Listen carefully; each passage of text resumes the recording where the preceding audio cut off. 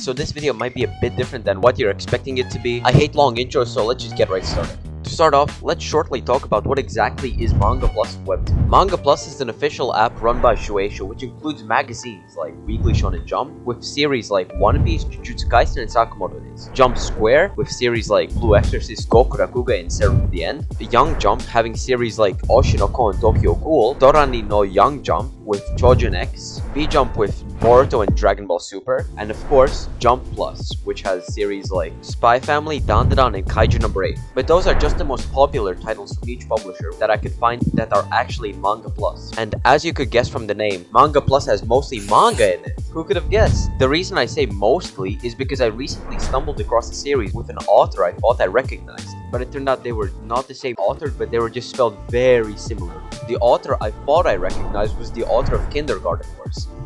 That video is in development. Yo Chiba, I don't know how to pronounce that. And the series author I stumbled across was Yu Chiba. The series was called Drika, and it seems to be a manhwa because it's fully colored and you read it scrolling down. That was really surprising for me. Moving on to Webtoon. Webtoon is an official app run by Naver, which seems to be a South Korean internet company.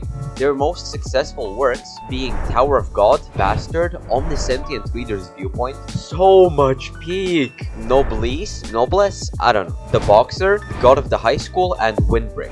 On Webtoon, they publish manhwa, but it seems they also publish manga, but I just really can't find any examples. Alright, let's move on to the bulk of why this video was even made into a fully fledged video. Webtoon versus Manga Plus are two sides of the same coin. They are publishing giants making their own legal apps where users can read their series for free and legally, or to some extent.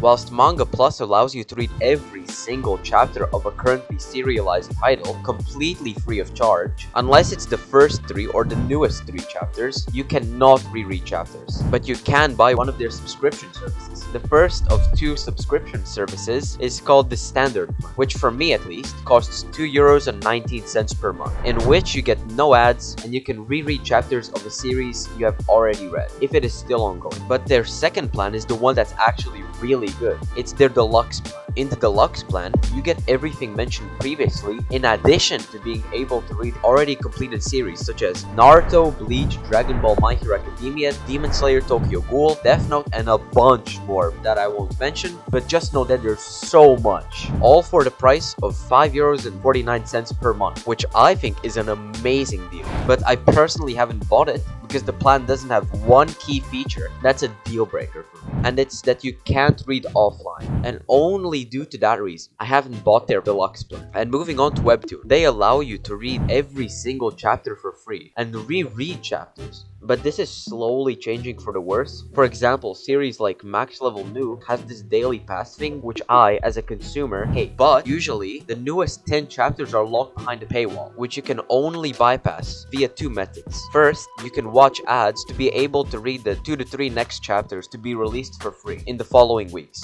You can only do it with the next 2 to 3 chapters. For the rest, you can't. Or, you can spend their own digital currency, coins. Roughly speaking, not including the 8 extra coins they give you as a gift, you spend about $10 per 100 coins, which means since one chapter costs about 7 coins, it costs about 70 cents per chapter, which would be fine for like a few chapters short term, but they do it for every single series. I mean it when I say that. There are no exceptions. And the thing that makes it worse is that they aren't even up to date with the chapters themselves. Like my personal best example is Omniscient Reader's Viewpoint. Currently, on Webtoon there are 226 chapters, but if you go online, you can clearly see there are 227. And this is not a one-off thing. This has been happening since I started reading the series, which is like, holy shit, it's been like almost a year since I started. Goddamn, time flies. Which isn't that bad, I think, but the fact that they're holding chapters back from people that are already spending so much money on a series, which is kind of a wild thought to me. But my friend told me an even crazier experience. Now, I don't remember the series that he was talking about at the moment, but I'll ask him about it if I remember before this video goes up. He told me he checked some series on Webtoon and there were, I think, 50 chapters out. He thought something ain't right and checked online and there were 70 chapters. So yeah, I think you can see what I mean now. By Manga Plus and Webtoon are 2 sides of the same coin. Now, the original plan was to discuss which one is quote-unquote better, but I don't think I can clearly decide that on my own. It comes down to preference. What do you want more? Being up to date with every single chapter, or having the ability to reread chapters whenever you want to, for free? Of course, I can state pros and cons for each. For example, I think both systems encourage their readers to go online and pirate their favorite series, whether it being having to read the newest chapter for a manhwa or rereading a favorite moment in the series from Manga Plus. Now, I have to admit, I have gone online and pirated, but I have to say, I have pirated way more percentage-wise manhwa than manga, mostly because of the reason I stated before, but I have also pirated manga quite a bit. For example, I really like this one moment in Kill Blue,